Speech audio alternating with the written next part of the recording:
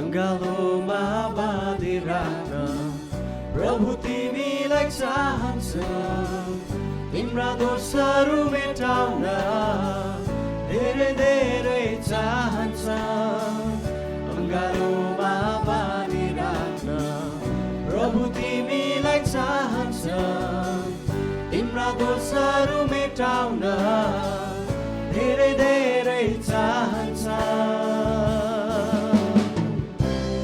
फर्क फेरि अङ्गालोमा सुन्दर जीवन जिउनलाई फर्क फेरि अङ्गालोमा सुन्दर जीवन जिउनलाई डुबिजाने सर यो जीवन किन किन लत्याइरहेछौ डुबिजाने घाम सर यो जीवन किन किन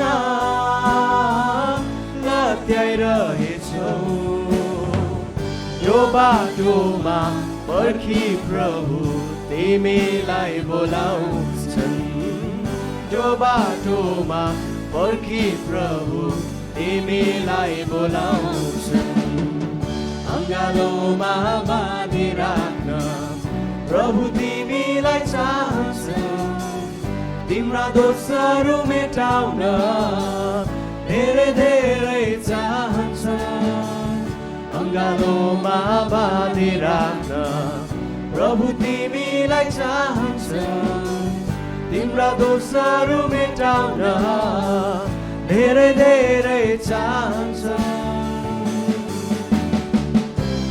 फर्क फेरि अङ्गालोमा सुन्दर जीवन जिउनलाई फर्क फेरि अङ्गालोमा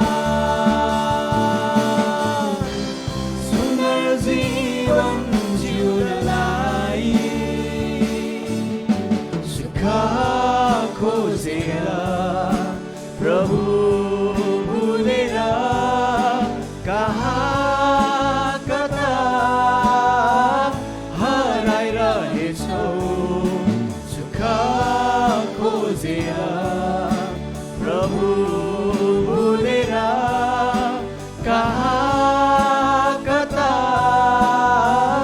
हराइरहेछौ फर्क फेरि अङ्गालोमा तिमीलाई बोलाउँछन् फर्क फेरि अङ्गालोमा तिमीलाई समाउँछन् अङ्गालोमा बाँधिराख्न प्रभु तिमीलाई चाहन्छ तिम्रा दोषहरू मेटाउन धेरै धेरै चाहन्छ अङ्गालोमा बाँधिराख्न प्रभु तिमीलाई चाहन्छ तिम्रा दोषहरू मेटाउन धेरै धेरै चाहन्छ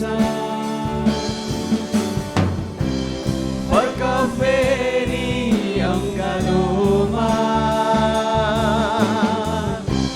सुन्दर जीवन जिउनलाई फर्क फेरि अङ्गालोमा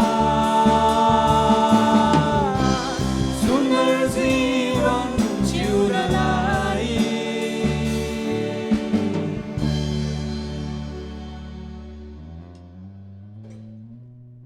मण्डली यहाँ सबैजनालाई हाम्रो मुक्तिदाता प्रभु येशू ख्रीष्टको नाममा जय मसीह।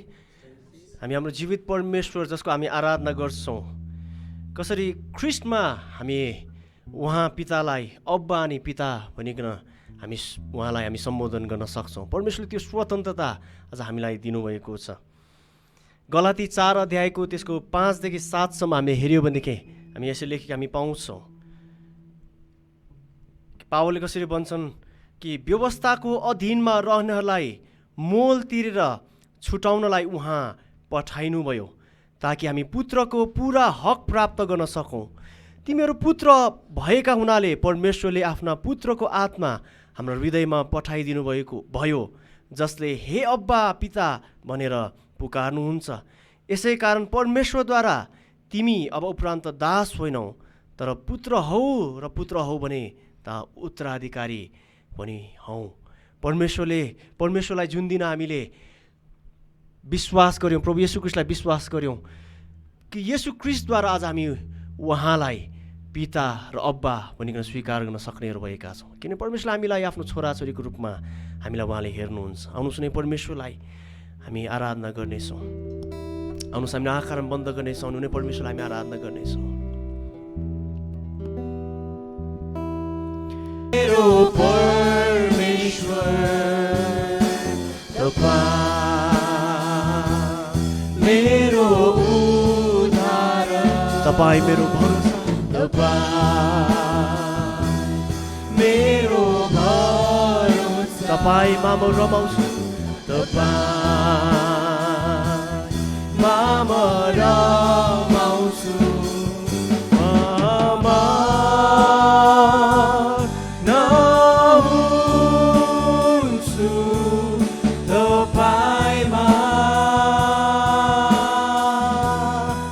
मग्न हुन्छु, मग्न हुन्छु तपाईँमा। फेरि भनौँ, म मग्न हुन्छु,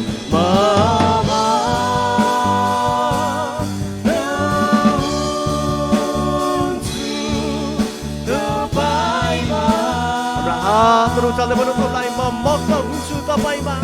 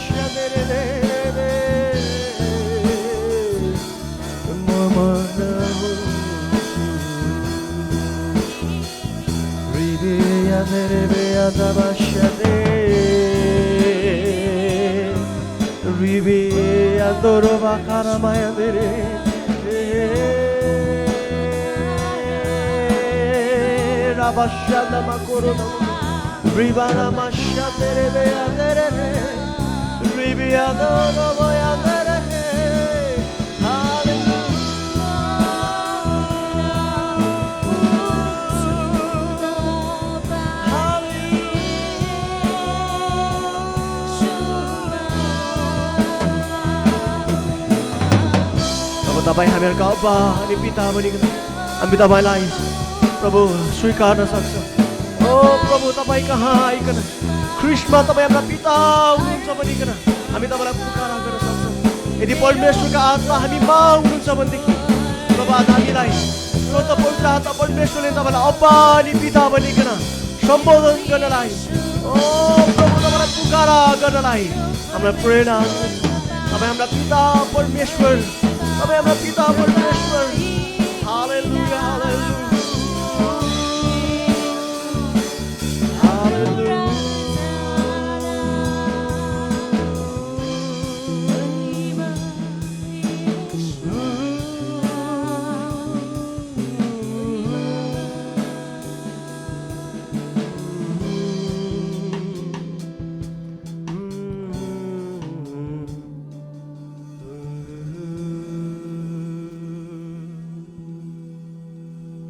हालेलुया।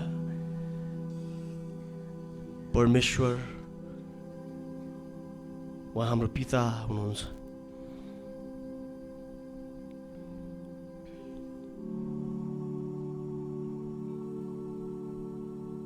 जब हामी हाम्रो पिता कहाँ हामीहरू जान्छौँ, हामीलाई के कुरोको आवश्यकता छ, के कुराको दरकार परेको छ, उहाँले बुझ्नुहुन्छ। त्यति मात्र होइन, हाम्रो पिता हुनुभएको कारणले गर्दाखेरि हामी जस्तो छौँ उहाँले हामीलाई त्यसरी नै स्वीकार गर्नुहुन्छ। किनभने ख्रीष्टको रगतको मूल तिरेर आज हामीहरू छुट्याइएका छौँ।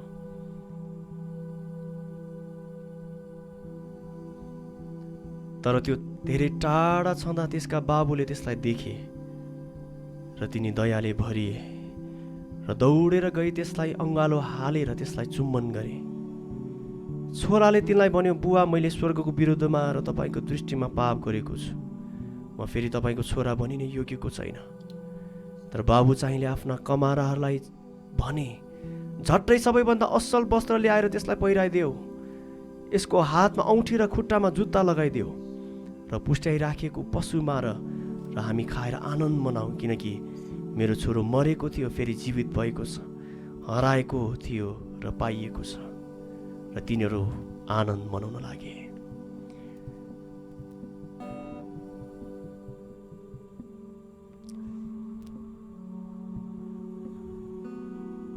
जुन दिन आज यीशु ख्रीष्टलाई हामीले विश्वास गर्यौँ, हामी जस्तो अवस्थामा थियौँ परमेश्वरले हामीलाई त्यस्तै अवस्थामा स्वीकार गर्नुभयो। उडाउ पुत्र जस्तो नै। बाबुले यो हेरेन कि उसले कस्तो खालको जीवन उसले बिताएर फर्केको छ, तर बाबुलाई यो थाहा थियो कि त्यो छोरो चाहिँ मेरो आफ्नै छोरो हो, ऊ जस्तो भए पनि त्यो मेरो आफ्नै छोरो हो। बाबुले त्यो पुत्रलाई स्वीकार गर्नुभयो। यस्तै आजको यो समयमा जब हामी परमेश्वर कहाँ हामीहरू जान्छौँ, हाम्रो पिता परमेश्वरले हामीलाई ख्रीष्टको खातिर जब हामी पश्चाताप हृदय लिएर उहाँ कहाँ फर्केर जान्छौँ, परमेश्वरले हामीलाई स्वीकार गर्नुहुन्छ।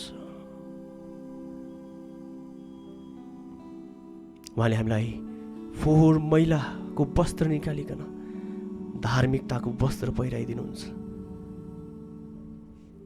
आउनुहोस् नै परमेश्वरलाई फेरि हामी आराधना गर्नेछौँ, उनी प्रभुको नजिकमा हामी जानेछौँ। तपाईँको छेउमा, तपाईँको छेउमा, तपाईँको नजिक अङ्गालो भित्र राख्नुहोस् मलाई, बुवाले जस्तै, मित्रले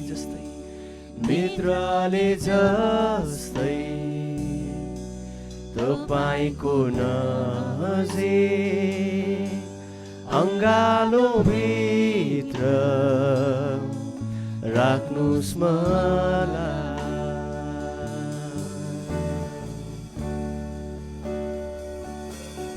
अरू कतै पनि मिल्दैन विश्राम,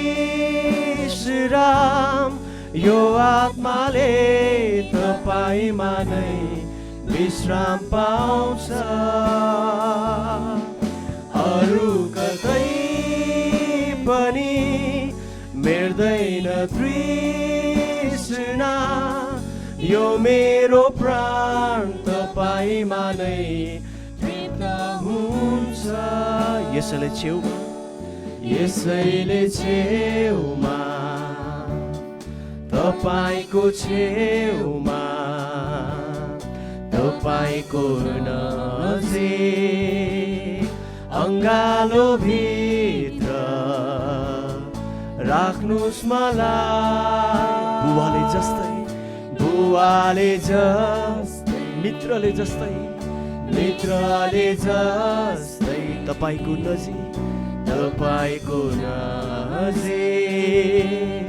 अङ्गालो भित्र राख्नुहोस् मलाई।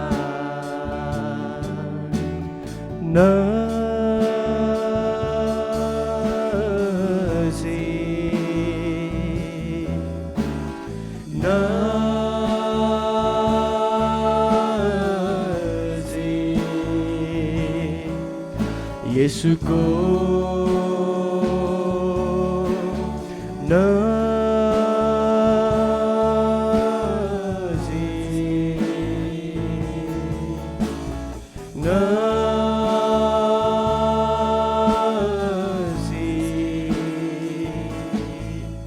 येशूको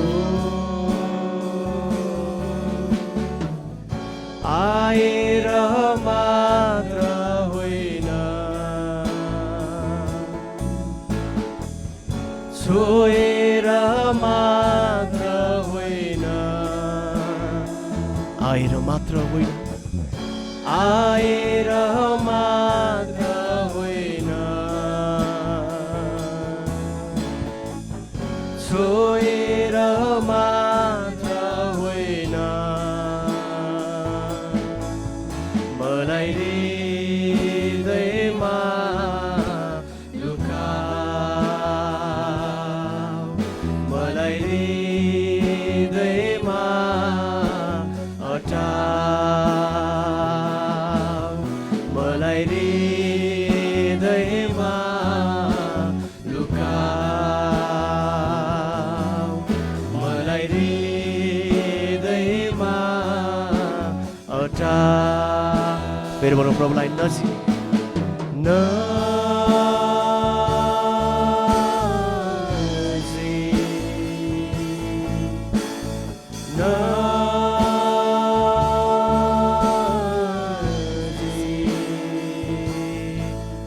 येशूको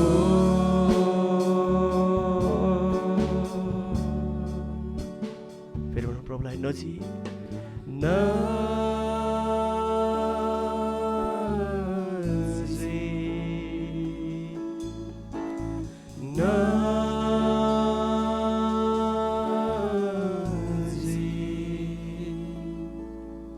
येशूको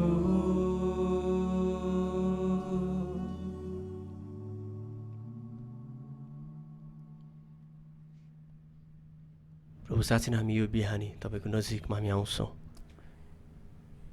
उडाउ पुत्र जस्तो नै कतिचोटि हाम्रो जीवनलाई हामी त्यस्तै जीवन बिताउँछौँ तर तपाईँ हामीलाई तपाईँतिर फर्केर आउने त्यो बाटो हेरेर बस्नुहुन्छ प्रभु अनि खालि तपाईँले हामीलाई बाटो मात्रै हेर्नुहुन्न तर जब तपाईँमा हामी फर्केर आउँछौँ तपाईँले हामीलाई अङ्गालोमा बाँध्नुहुन्छ प्रभु अनि तपाईँको त्यो अङ्गालोमा हाम्रो निम्ति सुरक्षा छ हाम्रो निम्ति क्षमा छ हाम्रो निम्ति त्यो पूर्ण स्थापनाको जीवन छ प्रभु अनि आजको बिहानी हामी आफैलाई फेरि पनि तपाईँको हातमा हामी अर्पण गर्दछौँ हामीले चढाएका सबै स्तुति प्रशंसा अनि आराधना ग्रहण गर्नुहोस् सबै धन्यवाद बिन्ती प्रार्थना प्रभु येशू ख्रीष्टको नाममा माग्दछौँ आमेन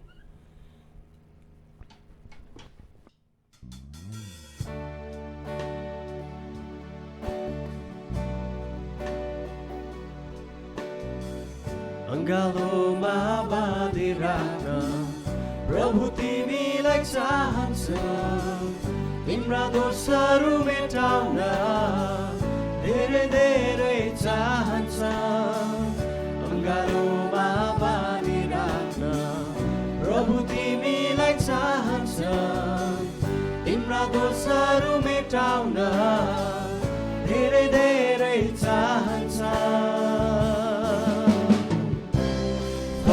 फेरि अङ्गालोमा सुन्दर जीवन जिउनलाई फर्क फेरि अङ्गालोमा सुन्दर जीवन जिउनलाई डुबिजाने यो जीवन किन किन लत्याइरहेछौ डुबिजाने घाम सर यो जीवन किन किन लत्याइरहेछौ यो बाटोमा पर्खी प्रभु सम्पूर्ण मण्डली परिवारलाई ख्रीष्ट येशू प्रभुको नाममा जय मसीह। मैले आज तपाईहरुको बीचमा यस्तो परिस्थितिमा सारा संसारभरि नै भयावह अवस्थामा, सारा मानिसहरू नै डरमा जिराखेको अवस्थामा, कतिजनाको आर्थिक अवस्था तहस नहस भएको अवस्थामा मैले तपाईँहरूको बिचमा परमेश्वरको वचन लिएर आएको छु। अनि यो वचनको शीर्षक छ यस्तै समयको निम्ति, such a time as this, such a time as this, यस्तै समयको निम्ति भनेर मैले तपाईँहरूको बिचमा परमेश्वरको वचन लिएर आएको छु। म तपाईँलाई एस्तरको पुस्तक 4 अध्याय अनि त्यसको 14 पदतिर लैजान चाहन्छु। यहाँ मर्दकैले एस्तर रानीलाई बताएको कुरा, आह्वान गरेको कुरा यहाँ बताइएको छ। अनि यहाँ यसरी लेखेको छ, यस्तो बेलामा तिमी चुपै लागि बस्यौ भने यहुदीहरूका निम्ति सहायता र छुटकारा अरूद्वारै आउनेछ, तर तिमी र तिम्रा पिताको घराना चाहिँ नष्ट हुनेछन्। सायद यस्तै समयको निम्ति नै तिमी यो राजपथमा पुगेकी हौ कि? यस्तै समयको निम्ति अथवा यही सङ्कटकै घडीको निम्ति, यसलाई छुटकारा दिनको निम्ति तिमी यो राजपथमा पुगेका हौ कि भनेर यहाँ बताइएको छ। अनि अहिले हामीले हेर्ने हो भने हाम्रो स्थिति पनि त्यस्तै परिस्थिति छ, यस्तै सङ्कटको अवस्थामा छ। त्यो बेलामा हामीले हेर्ने हो भने यो चाहिँ फारस देशको अथवा पर्जिया को राज्यको कुरा गरिराखेको छ। अनि त्यो बेलामा चाहिँ यिनीहरूले यहुदीहरूलाई, सारा यहुदीहरूलाई नाश गर्ने योजना बनाइराखेको अवस्थामा अनि मर्दकैले एस्तर रानीसँग यो कुरा गरेको हामी देख्छौँ। अनि प्रिय प्रभुमा प्रिय जनहरू अथवा दाजुभाइ दिदीबहिनीहरू, तपाईँ यो अवस्थामा कसरी बसिराख्नु भएको छ? अनि यहाँ चाहिँ मर्दकैले के भनिराखेको छ नि, एक्सनको निम्ति बढ्नलाई आह्वान गरिराखेका छन्। भनेको मतलब काम गर्नलाई, केही गर्नको निम्ति, चुप लागेर नबस्नको निम्ति केही गर्नको लागि आह्वान गरिराखेका छन्। अनि तपाईँ र म नि यो समयमा के गरिराखेका छौँ? मैले आज तपाईँहरूलाई बताउन गइराखेको चाहिँ बाइबलमा भएका 66 वटा पुस्तकहरूमध्ये 2 वटा पुस्तक चाहिँ स्त्रीहरूको नाउँमा लेखिएका पुस्तक हुन्। तीमध्ये एउटा चाहिँ एस्तरको पुस्तक अनि अर्को चाहिँ रुथको पुस्तक। मैले रुथको पुस्तकको बारेमा तपाईँलाई अघिबाटै अघिल्लो वचनमा तपाईँलाई बताइसकेको छु भने आज चाहिँ मैले एस्तरको पुस्तकको विषयमा केही तपाईँलाई बताउने जमर्को गरिराखेको छु। यो घटना फारसीहरूले बेबिलोनी साम्राज्यलाई कब्जा गरिसकेपछि अनि यहुदीहरूलाई निर्वासनमा लगिएको समयबाट 100 वर्ष पछाडिको, करिब 100 वर्ष पछाडिको घटना हो।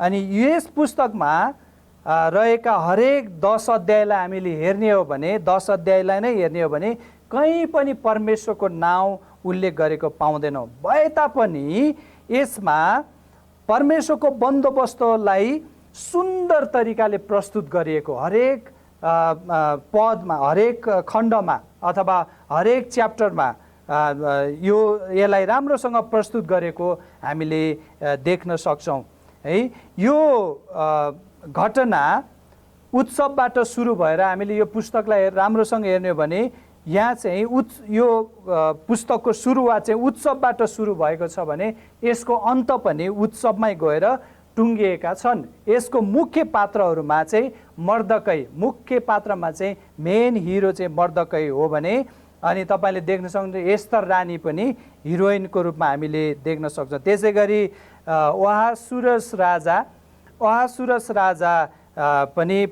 लाई पनि परमेश्वरले चलाएको हामी देख्न सक्छौँ। त्यस्तै त्यसमा उनको रानी, पहिलो रानी वस्ती रानीको विषयमा पनि यिनीहरू 2 जना नै फारसीहरू हुन्।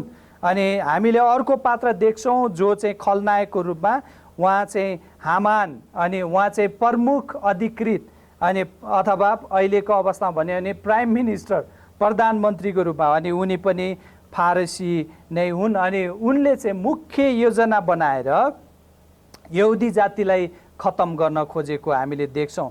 हामीले हेर्ने हो भने त्यो बेलाको यो राज्य, फारस राज्य चाहिँ पर्सिया चाहिँ भारतदेखि सुरु भएर कुश देशसम्म फैलिएको अथवा इथियोपिया, अहिले हामी इथियोपिया भनेर चिन्छौँ, इथियोपियासम्म फैलिएको राज्य थियो। अनि त्यसमा चाहिँ 127वटा प्रान्तहरू, अहिले तपाईँले हेर्न सक्नुहुन्छ ती सबै स्वतन्त्र देशहरू छन्।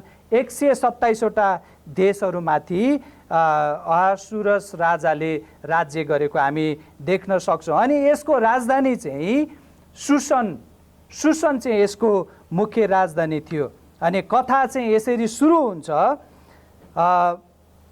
फारस यो हामीले हेर्ने भने अहासुरस राजाले आफ्नो वैभव देखाउनको लागि सारा प्रान्तको अधिकारीहरूलाई बोलाएर ठुलो भोज लगाएको, 180 दिनसम्म लगातार रूपमा भोज गरेको हामी देख्छौँ। त्यस पछाडि सुसन जुन त्यसको राजधानी छ, सुसनका बासिन्दाहरूलाई 1 हप्तासम्म बगैँचामा भोज दिएको हामी देख्छौँ। अनि त्यही अवस्थामा फारसकी रानी वस्तीले पनि स्त्रीहरूलाई छुट्टै भोज गरेको हामी देख्छौँ। तपाईँले 1 अध्यायमा हेर्नुभयो भने यो कुरा हामीले पाउन सक्छौँ। अनि जब यो भोज हुँदै थियो अनि भोजको आखिरी दिनमा राजा चाहिँ दागमध्ये खाएर एकदमै लट्ठ परेर बसेका थिए। अनि त्यो बेलामा उनले यो वस्ती रानीलाई सिँगारिएर मुकुटहरू राजकीय पोसाक लगाएर मुकुट लगाएर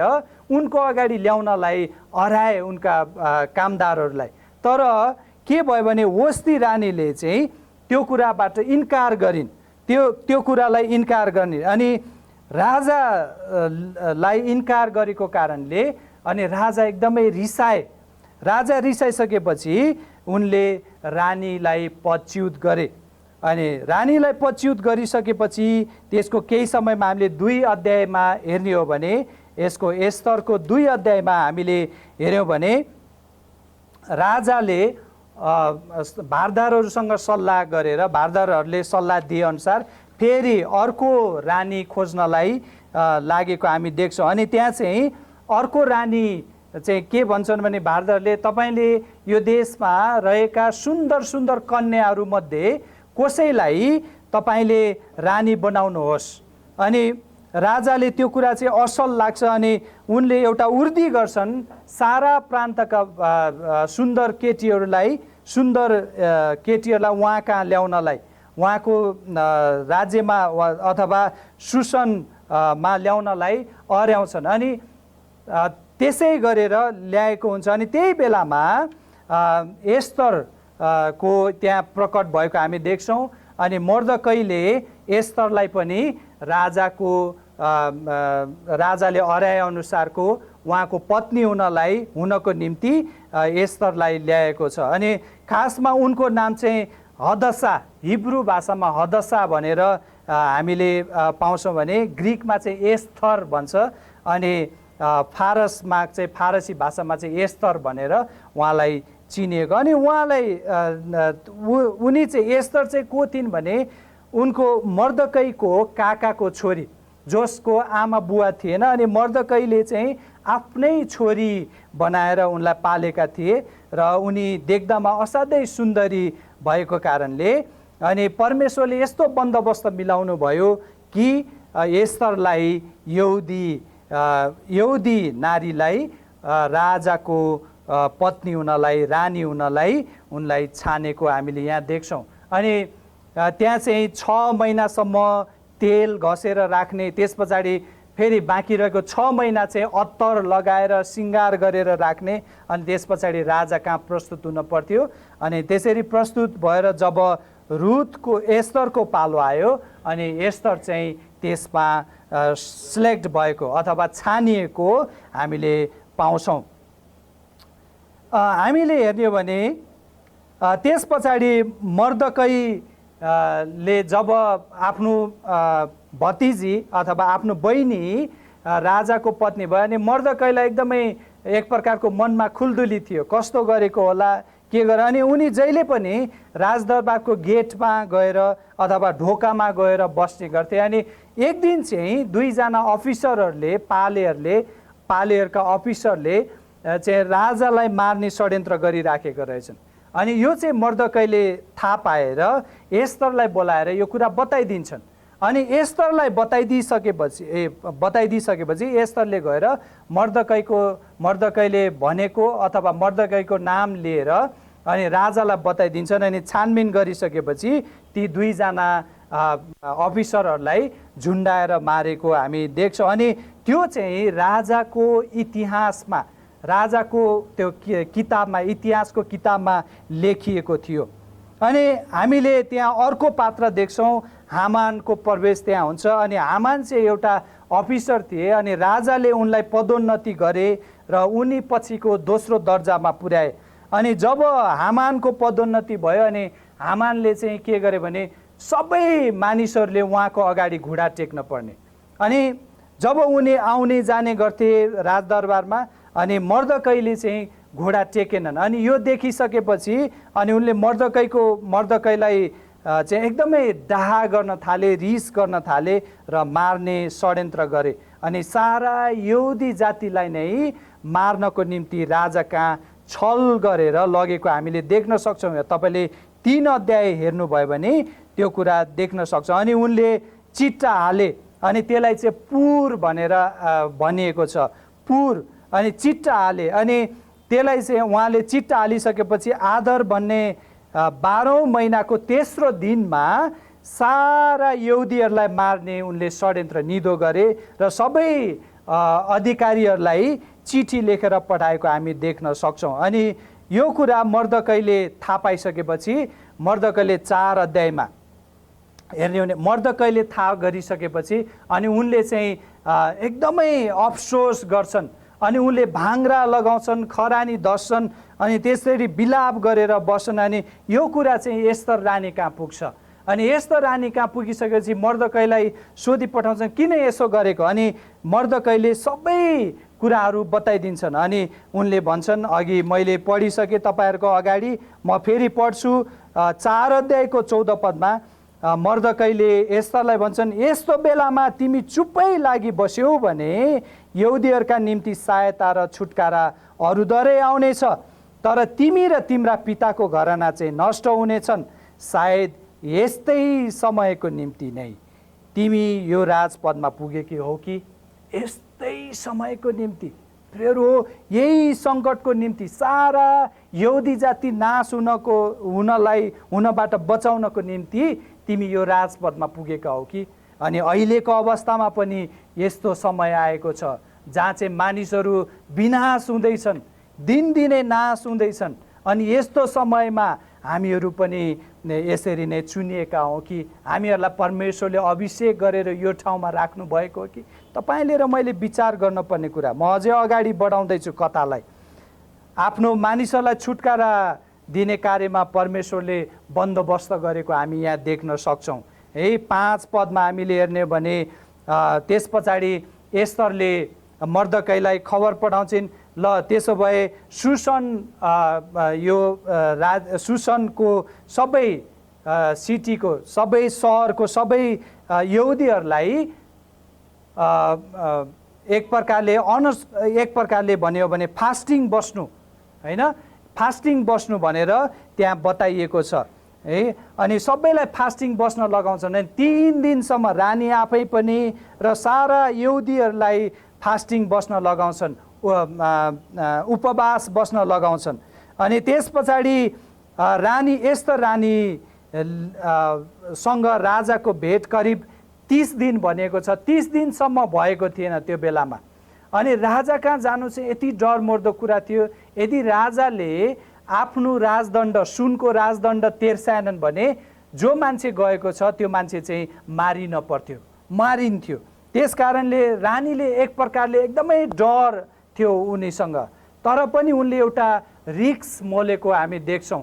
एउटा एक प्रकारको खतरालाई मोलेर बेवास्ता गरिकन आफ्नो जातिलाई बचाउनलाई त्यहाँ चाहिँ एस्तर रानी चोकमा, राजाको गेट, राजाको ढोकाको चोकमा गएर पुरा पोसाक लगाएर उभिराखेको हामी देख्छौँ। अनि जब त्यो कुरा राजाले देखे अनि त्यस पछाडि आफ्नो सुनको राजदण्ड चाहिँ तेर्साए रानीपट्टि। अनि रानी त्यहाँ गएर राजालाई भेट्छिन्। अनि राजाले भन्छन्, तिमीलाई के आपत पर्यो, मैले के दिउँ, यदि तिमीले भन्यौ भने मेरो आफ्नो राज्यको आधा भाग पनि म तिमीलाई दिन तयार छु। अनि रानीले बिन्ती गर्छन्, यदि तपाईँले म प्रति निगाह गर्नुभएको छ भने भोलि तपाईँ र हामान मैले आयोजना गरेको भोजमा आउनुहोस्, मैले आयोजना गरेको भोजमा आउनुहोस्। अनि हामीले यहाँ देख्छौँ रानीले त्यसपछि रानीले भोज आयोजना गर्छिन् पहिलो भोजमा। अनि हामानको अझै आफ्नो घमण्ड बढ्दै गएको छ। अनि उनी भोजबाट फर्किँदै गर्दाखेरिमा फेरि पनि मर्दकैले उनको ठाउँमा उठेर उनलाई ढोगेनन् भनेर फेरि रिस गर्छन्। अनि घरमा गएर उनले एउटा योजना बनाउँछन्। अनि उनको श्रीमती, उनलाई सघाउने मानिसहरू अथवा उनलाई एक प्रकार सल्लाह दिने मानिसहरूसँग उनले सल्लाह गर्छन्। अनि मर्दकैलाई झुन्डाउनको लागि 25 फिटको अग्लो एउटा एक प्रकारको झुन्डाउनको लागि क्रुस बनाउँछन्, त्यहाँ राखेको हामीले देख्छौँ। अनि फेरि हामीले यहाँ हेर्छौँ हामानले अझै षड्यन्त्र गरेको 5 अध्यायको 9 देखि 14 पदमा हेर्ने हो भने त्यस पछाडि त्यही रात नै राजालाई निन्द्रा लाग्दैन। उनी एकदमै निदाउन पर्ने, तर राजालाई पटक्कै निन्द्रा लाग्दैन। अनि राजाले आफ्नो कामदारहरूलाई के अह्राउँछन् भने उनको राज्यमा भएको सबै इतिहास पढ्न लगाउँछन्। अनि त्यो इतिहास पढ्दै गयो अनि अन्तमा चाहिँ के थियो भने त्यहाँ चाहिँ मर्दकैले राजालाई बचाएका कुरा थियो है। अनि त्यो घटना सुनिसकेपछि अनि राजाले आफ्नो कामदारहरूलाई सोध्छन्, मर्दकैले चाहिँ राजालाई मलाई बचाए, तर उनलाई चाहिँ के पुरस्कार दियो त, उनलाई चाहिँ के कुराले सम्मान गरियो? अनि त्यहाँ बताइदिन्छ मर्दकैलाई त केही पनि सम्मान गरिएन महाराजा, केही पनि सम्मान गरिएन। अनि त्यस पछाडि राजाले भन्छन् यो बाहिर को छ त्यसलाई बोलाऊ। अनि त्यहाँ चाहिँ हामीले हेर्ने भने हामान उभिराखेको देख्छन्। अनि हामान चाहिँ बाहिर टल्लिराखेको छन्।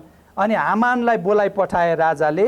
अनि हामान आएर भन्छन्, हामानलाई सोध्छन् राजाले, तिमीले यो के अरे राजाले सम्मान गर्न लागेको व्यक्तिलाई चाहिँ के गर्नुपर्छ, तिमी के भन्छौ? अनि हामानले चाहिँ के विचार गर्छ भने पक्कै पनि मभन्दा अर्को दोस्रो व्यक्ति छैन राजाले सम्मान गर्ने, त्यस कारणले मैले भनेर उनले एउटा षड्यन्त्र गर्छन्। अनि भन्छन् तपाईँको राजाको पोसाक लगाउनुपर्छ, अनि राजाको चिन्ह भएको मुकुट के अरे चिन्ह भएको शिरमा फेता गुत्नुपर्छ र राजाको घोडामा। अनि राजाले मन पराएको व्यक्ति चाहिँ यस्तो हुन्छन् अथवा राजाले खाएको आँटेको व्यक्ति चाहिँ यस्तो हुन्छन् भनेर उच्च अधिकारीले त्यो डोर्याउँदै भन्ने छ र सारा सहर घुमाउनु पर्छ। अनि राजाले हामानलाई हराए, मर्दकैको निम्ति त्यसै गर। अनि त्यति बेला मर्दकै एक प्रकारको छक्क पर्छ, ऊ चाहिँ अचम्मित पर्छ, अनि एक प्रकारको पछुतो पनि पर्छ। अनि त्यस्तो अवस्थामा अनि मर्दकै एकदमै अप्ठ्यारो अवस्थामा परेको। अनि मर्दकैले त्यही काम गर्छ। अनि त्यहाँ चाहिँ के अरे हामानले त्यही काम गर्छ मर्दकैको निम्ति। अनि मर्दकैको एक प्रकारको पदोन्नति भएको हामीले देख्छौँ।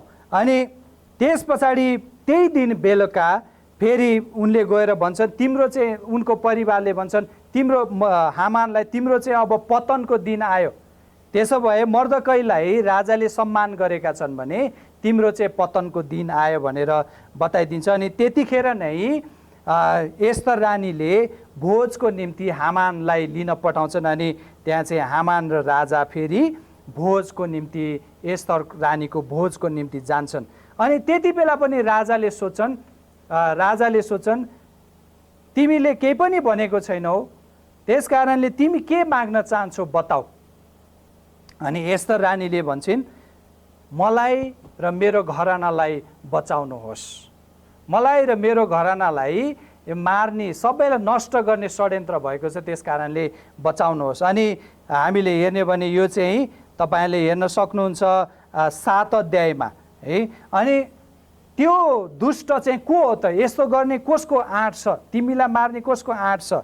अनि रानीले त्यही नै खोलिदिन्छन्, यो हामान दुष्टले सारा यहुदी र मलाई मार्ने षड्यन्त्र गरेको छ। अनि त्यस पछाडि राजाले त्यतिखेरै उनलाई अब ऊ चाहिँ हामान एक प्रकारले मरे तुल्य हुन्छ अनि ऊ चाहिँ त्यहीँ लम्पसार परिराखेको हुन्छ नि राजा बाहिर बगैँचामा निस्किनुहुन्छ दागमध्ये पिउन छोडेर अनि फेरि पछाडि जाँदा त्यहीँ लम्पसार परिराखेको देख्नुहुन्छ अनि राजाले भन्छ यसले म छँदाछँदै मेरो श्रीमतीलाई बलात्कार गर्न लाग्यो अनि झन् ठुलो आरोप लाग्यो अनि अर्कोले आएर भनिदिन्छ यसले त मर्दकैलाई मार्नको लागि झुन्डाउनको लागि ठुलो सुली बनाएको छ 25 फिटको सुली बनाएको छ अनि राजाले भन्छन् त्यही सुलीमा यसलाई लगेर झुन्डाऊ अनि हामानलाई त्यसरी मार्छ अनि मर्दकैको एक प्रकारको जय भएको अथवा मर्दकैको विजय भएको मर्दकैको मात्रै हैन एस्तरको मात्रै हैन सारा यहुदीहरूको विजय भएको हामीले देख्छौँ अनि त्यो चाहिँ त्यही दिन थियो आधार भन्ने 12औं महिनाको तेस्रो दिनमा पुगेर हामानलाई मार्छ अनि हामान मात्रै हैन हामानको 10 वटा छोराहरू हामान चाहिँ यति घमण्ड थियो उसले यति कुरा भनेको थियो उसको जति सन्तान कोही पनि छैन उसको जति धन कोही पनि छैन अनि घमण्ड थियो त्यसकारणले उसले यतिसम्म भनेको थियो यहुदीहरूलाई मार्नलाई यतिसम्म षड्यन्त्र गरेको थियो 3 लाख किलो चाँदी म दिन्छु यहुदीहरूलाई मार्नको लागि 3 लाख किलो चाँदी म दिन्छु भनेर उसले घोषणा समेत गरेको थियो अनि त्यही हामान आफूले बनाएको सुलीमा आफै टाँगिनु पर्यो अनि हामीले हेर्यौँ भने त्यस पछाडि राजाले सारा यहुदीहरूलाई एक प्रकारको शक्ति दिएको हामीले पाउँछौँ अनि उर्दी गरेको हामी पाउँछौँ यिनीहरूलाई कसैले पनि छुने छैनन् अनि राजाले लाल मोहर लगाएर कसैलाई पनि नछुनु अनि त्यही दिनमा नै सारा यहुदीहरूलाई खतम गर्ने दिनमा नै सुसन सहरमा 500 मानिसहरू 500 यहुदीहरूका विरोधीलाई मार्छन् अनि त्यसको भोलिपल्ट फेरि 300 अर्को विरोधीहरूलाई मारेको हामी देख्छौँ अनि सबै मानिसहरू त्यो देशको पर्जिया देशको सारा पर्जियाभरि नै त्यहाँका मानिसहरू सबै चाहिँ यहुदीहरूको डरमा रहेको हामीले देख्छौँ अनि मर्दकैलाई अझै हामीले 10 पदमा हेऱ्यौँ 10 अध्यायमा हेऱ्यौँ भने मर्दकैलाई अझै पदोन्नति गरेर राजाभन्दा दोस्रो स्थानमा राखिएको हामीले देख्छौँ यो सबै कथाबाट हामीले नयाँ करारमा हामीले जोड्ने हो भने जसरी येशू ख्रीष्टले 2000 वर्ष अगाडि सारा मानिसलाई उद्धार गरेका थिए त्यसरी नै यहाँ मर्दकैले सारा यहुदीहरूलाई उद्धार गरेको हामीले देख्छौँ है यो नयाँ करारमा प्रभु येशू ख्रीष्टसँगको कनेक्सन चाहिँ यस्तो छ भने नयाँ करारमा कहीँ पनि एस्तरको पुस्तकको उल्लेख गरेको पाइँदैन तर प्रकाशको पुस्तकको आखिरी दिनमा भन्ने ठाउँमा चाहिँ सारा यहुदी र सारा ख्रीष्टका चेलाहरूलाई चाहिँ यस्तै खालको खेदो आउनेछ भन्ने कुरा बताइएको छ अनि यो खण्ड प्रकाशको पुस्तक र यो एस्तरको पुस्तकमा चाहिँ यसरी समानता हामीले देख्छौँ नत्र भने यसमा अरू नयाँ करारसँग अरू समानता छैन यो पुस्तकबाट सिक्नुपर्ने म धेरै कुराहरू छन् तर एउटै कुरा आज तपाईँलाई भन्छु कि यस्तै समयको निम्ति तपाईँ र म छानिएका हौँ यही अवस्था यही जटिल परिस्थितिको निम्ति तपाईँलाई र मलाई प्रभुले चुन्नु भएको हो चाहे तपाईँ साधारण विश्वासी किन नहोस् चाहे तपाईँहरू अगुवाहरू किन नहोस् यो समयबाट पार लगाउनको लागि परमेश्वरले तपाईँलाई र मलाई चुन्नु भएको छ अनि हामीले हेर्ने हो भने तपाईँले एस्तरको योजनालाई तपाईँले राम्रोसँग हेर्न सक्नुहुन्छ हामी कतिपटक चाहिँ योजना नबनाइकन एकदमै अन्धकारमा हावामा हामी मुक्का हान्नेहरू जस्तो देख्छौँ संसारमा 3 किसिमका मानिसहरू हुन्छ एउटा चाहिँ परिस्थितिदेखि रुनी कराउने चिच्याउने परिस्थितिदेखि भाग्न खोज्ने अनि त्यो मान्छे चाहिँ जहिले पनि गरिबको गरिब हुँको हुँ जहिले पनि मगन्ते अर्काको भर पर्ने त्यस्तो हुन्छ अर्को दोस्रो 2 नम्बरको मानिस छ त्यो मान्छे चाहिँ जहिले पनि योजना बनाउने योजना मात्रै बनाउने तर केही पनि नगर्ने योजना बनाएको छ सपना देखेको छ दिनरात सोचेको छ हैन सपना मात्रै देखिबस्छ योजना मात्रै कोरिबस्छ तर केही पनि कामै गर्दैन अर्को तेस्रो व्यक्ति छ त्यो व्यक्ति चाहिँ योजना बनाउँछ, रणनीति तयार गर्छ र काम गर्छ, एक्सनमा जान्छ। प्रिय मण्डलीका दाजुभाइ दिदीबहिनीहरू, तपाईँ कुन व्यक्तिमा पर्नुहुन्छ? म आज तपाईँलाई भन्छु, यस्तो रानीलाई कसैले यो बनाऊ, मर्दकैले यस्तो योजना बनाऊ, गएर तिमी उपवास बस, त्यस पछाडि तिमीले यसरी भोजमा राजालाई निम्त गर भनेका थिएनन्, तर उनले आफैले त्यो योजना बनाए अनि उनी सफल भइन्। सारा यहुदीको लागि उद्धार त्यहाँबाट आयो। तपाईँ र म कुन किसिमको मान्छे छौँ? यस्तै परिस्थितिमा तपाईँ र म छानिएका छौँ, यस्तै समयको लागि तपाईँ र म छानिएका छौँ। अनि हामी रोएर कराएर बसिराखेका छौँ कि योजना बनाएर अघि बढिराखेका छौँ है, योजना बनाएर अघि बढिराखेका छौँ। सपना देख्ने मान्छेहरू धेरै हुन्छ, धेरै मान्छे। मैले पहिला पनि सपनाको कुरा गरेँ, म तपाईँलाई अर्को पनि कुरा थप्न चाहन्छु। राति सपना देख्नेहरूको लागि रात छोटो हुन्छ, राति सपना देख्नेहरूको लागि रात छोटो हुन्छ, तर सपना पुरा गर्नेहरूको लागि दिन छोटो हुन्छ। प्रियहरू हो, तपाईँ र म कस्ता मानिसहरू? सपना पुरा गर्ने मानिस हो कि सपना देख्ने मात्रै मानिसहरू हो? रात दिन सपना देखेर बस्ने मानिस मात्रै हामी भइराखेका छौँ कि है? हामीले समयलाई यसलाई मौकामा बदल्न सक्छौँ। हाम्रो यो समय आएको छ, यसलाई मौकामा तपाईँले र मैले बदल्न सक्छौँ। म एउटा कथा तपाईँहरूको अगाडि भन्छु, तपाईँलाई मनपर्छ। धेरै कथाहरू मैले भन्ने नै गरिराखेको छु। एउटा ठुलो ब्रान्डेड कम्पनीको जुत्ता चप्पल बनाउने कम्पनीले एकचोटि एउटा एक प्रकारको एकदमै छुट्टै राज्य है, एउटा प्रान्त चाहिँ भेटेछ है। अनि त्यो चाहिँ एक प्रकारले भन्दाखेरिमा कोही पनि मानिसहरू नपुगेको ठाउँ। अनि त्यो कम्पनीको मालिकले के विचार गरेछ भने एकजना म्यानेजर चयन गर्यो, त्यसलाई पुरा तालिम दियो अनि उसको बिजनेस प्रबन्धन गर्नलाई त्यहाँ पठाउनको लागि। अनि त्यो मान्छेलाई प्लेनको टिकट काट्यो, बिजनेस क्लासमा एकदमै बिन्दास, ठुलो ठुलो होटेलहरू बुकिङ गर्यो, धेरै समय लाएर ऊ त्यहाँ पुग्यो। त्यस पछाडि पानी जहाजमा पनि बिजनेस क्लासमा नै हालेर उसलाई त्यहाँ पुग्यो। जब ऊ त्यहाँ पुग्यो, त्यो ठाउँमा पुग्यो, उसले त्यहाँ देख्यो लाखौँ मानिसहरू छ, तर कोही त्यो मान्छे अचम्मित भयो। त्यो मान्छे एक प्रकारले ढल्ला जस्तै भयो, बेहोस होला जस्तै भयो। उसले देखेको कुरा चाहिँ त्यहाँ कसैले पनि जुत्ता चप्पलै लगाउँदैन थियो, कसैले पनि जुत्ता चप्पल लगाएको थिएन। अनि त्यो मान्छे छक्क पऱ्यो, अरे मलाई यति खर्च गरे कम्पनीले पठाएको छ, बिजनेस प्रबन्धन गर भनेको छ, तर यहाँ त कोही मान्छे पनि जुत्ता चप्पलै लाउँदैन है। अनि ऊ एकदमै रिसायो। अनि एक दुईजना मान्छेलाई उसले सोधी पनि, जुत्ता लाउनुहुन्छ, चप्पल लाउनुहुन्छ, तपाईँको खुट्टालाई सुरक्षित हुन्छ नि? अनि त्यो मान्छेले भने होइन होइन, हामीले जुत्ता चप्पल लाउनु हुँदैन, लायो भने त हाम्रो देउता रिसाउँछ, के हुन्छ? अनि त्यो मान्छे यति रिसाएर फर्क्यो। अनि आएर उसले मालिकलाई, तपाईँ कति मूर्ख मान्छे, यति इन्भेस्ट गर्ने जहाँ चाहिँ जुत्ता चप्पल लाउने मान्छे छैन। अनि मालिकले केही पनि उत्तर दिएन, सायद त्यसलाई फायर गर्नुभयो, थाहा छैन। र उहाँले फेरि अर्को दोस्रो मान्छे तयार गर्नुभयो, म्यानेजर, अनि त्यसरी नै पठाउनु भयो। जहाजको टिकट काट्यो, एकदमै बिजनेस क्लासमा 5 स्टार होटेलमा राख्यो, त्यस पछाडि फेरि पानी जहाजमा हालेर उसलाई त्यो ठाउँमा पुर्यायो है। अनि उसले त्यहाँ देख्ने बित्तिकै ऊ एकदमै छक्क पर्यो, ऊ एकदमै खुसीले गदगद भयो। ठाउँ त्यही नै हो, मान्छे मात्रै फरक, कम्पनी त्यही नै हो। ऊ चाहिँ किन खुसी भयो अरे भने कसैले पनि जुत्ता चप्पल नलगाएको देखेर। अब उसको बिजनेस एकदमै मालामाल हुनेवाला छ।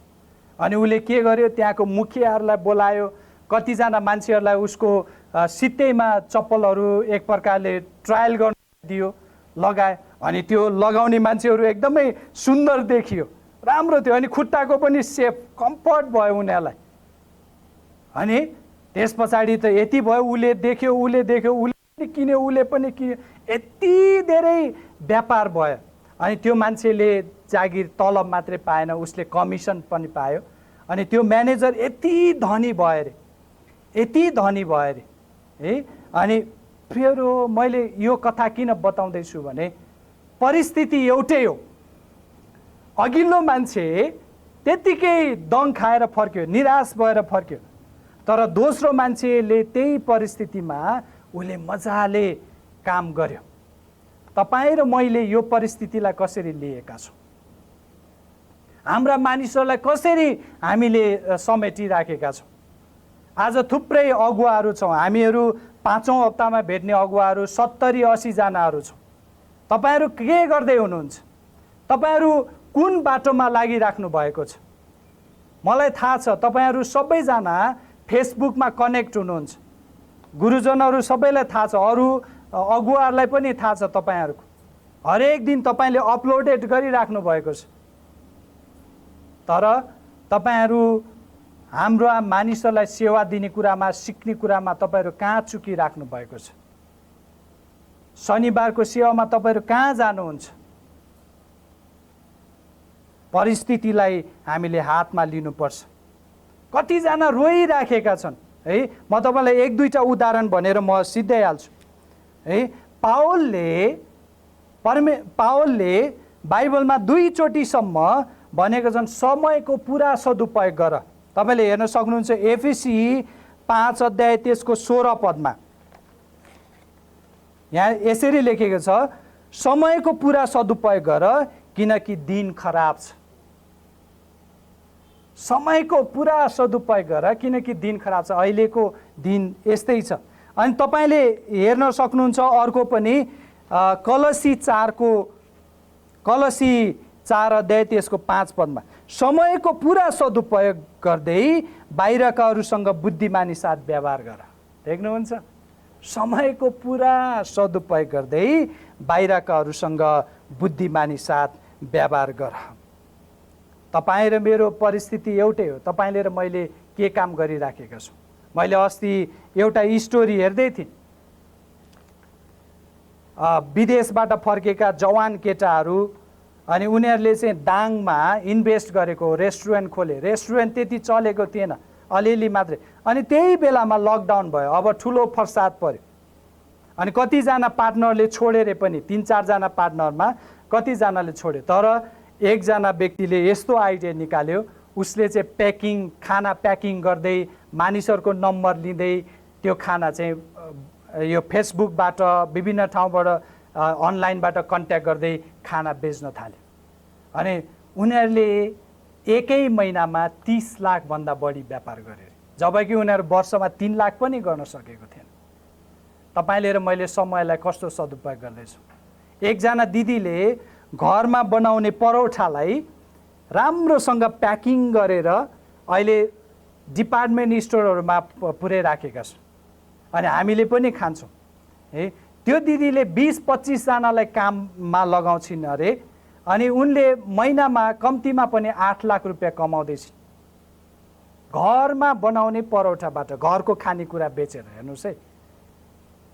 तर तपाईँहरू मध्ये मात्रै हामी कतिजना यस्तो देखिराखेका छौँ जो चाहिँ यस्तो अवस्थामा छौँ, राहत जान्छौँ, राहत मागेर ल्याउँछौँ, अनि घरमा चाहिँ मजाले पार्टी गरेको। तपाईँहरूले फोटो हाल्नु भएको, मजाले पार्टी गर्दै हुनुहुन्छ। तपाईँ र मेरो हालत कस्तो अवस्थामा पुग्छ? हामीले सोच्ने के तपाईँले एस्तर रानीले जस्तो के तपाईँले जुक्ति निकाल्नु भएको छ आफूलाई माथि उठाउनलाई र अरूलाई पनि सहायता गर्नको निम्ति? म एउटा कुरा तपाईँलाई भन्छु अब शेष गर्नलाई, दिनमा लाख कमाएर लाख नै खर्च गर्ने व्यक्ति भन्दा दिनमा 300 कमाएर 100 रुपियाँ बचत गर्ने व्यक्ति चाहिँ धनी व्यक्ति हो। प्रिय दाजुभाइ दिदीबहिनीहरू, हामी यो समयमा के गर्दैछौँ?